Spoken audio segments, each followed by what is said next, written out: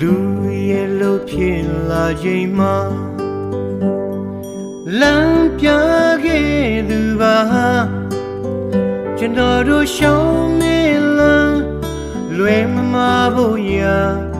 ထိန်တိန်ပေးတဲ့ဆရာကျေးဇူးကြီးပါတဲ့ဆရာတနေ့မှမမေ့ပါဆရာတွင်တင်ပေးခဲ့သည်များလက်တွေ့ဘဝမှာအောင်မြင်နိုင်ခဲ့တာဆရာ